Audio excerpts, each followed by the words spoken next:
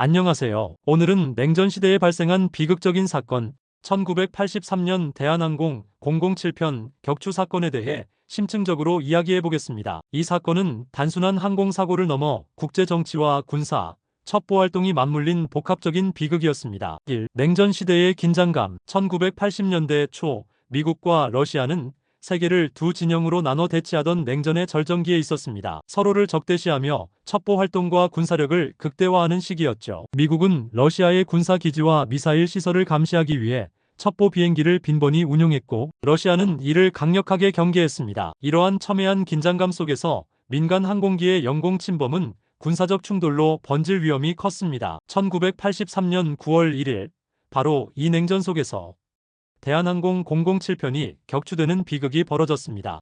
대한항공 007편의 비행 경로와 사건의 발단. 당시 대한항공 007편은 뉴욕 JFK 공항을 출발해 서울로 향하는 장거리 국제선이었습니다. 정상적인 항로는 알래스카 북쪽을 지나 태평양을 횡단하는 경로였죠. 하지만 이 비행기는 출발 후 미국령 알래스카를 지나면서 항로에서 약 500km가량 벗어나 북서쪽 방향으로 비행했습니다. 이 경로 이탈은 항공기 조종실의 항법 오류 때문으로 추정되지만 정확한 원인은 논란이 많습니다. 비행기가 러시아의 극동 영공을 침범하자 러시아군은 즉각 대응에 나섰습니다. 당시 냉전 상황에서 어떤 미확인 비행체도 무장 전투기 출격과 격추로 이어질 수 있는 긴박한 상황이었습니다. 3. 러시아의 군사적 대응. 러시아는 해당 비행기를 미국의 정찰기로 의심했습니다. 실제로 미군 정찰기인 RC-135가 이 인근에서 활동 중이었고, 대한항공 007편의 경로가 RC-135의 경로와 유사했기 때문입니다. 러시아군은 수차례 무전 경고와 시각 신호를 보내 비행기를 회피시키려 했으나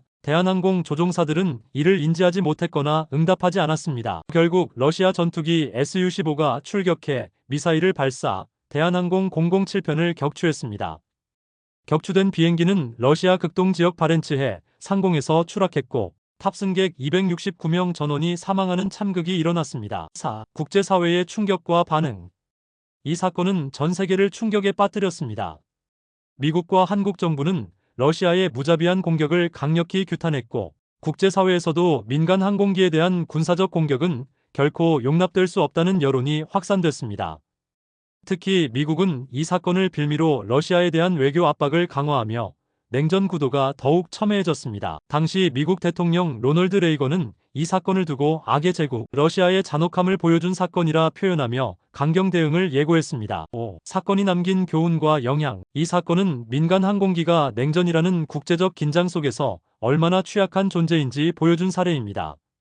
이후 미국은 GPS 시스템을 민간에 개방하는 정책을 추진해 비행기 위치 확인의 정확성을 획기적으로 높였습니다. 또한 국제민간항공기구는 영공 침범 시 민간 항공기에 대한 군사적 대응 규정을 명확히 하도록 요구했으며, 민간 항공의 안전을 위한 국제적 감시 체계가 강화되는 계기가 됐습니다. 6. 결론. 냉전 시대의 비극과 기억. 1983년 대한항공 007편 격추 사건은 단순한 비행 경로 이탈에서 비롯된 불운한 사고가 아니라 냉전 시대 국가 간 대립과 오해, 그리고 무고한 시민들의 희생이 뒤얽힌 복잡한 사건입니다. 오늘날 우리는 이 사건을 기억하며 국제사회가 평화와 협력 속에서 안전한 하늘길을 지키기 위해 노력해야 함을 다시 한번 되새겨야 할 것입니다.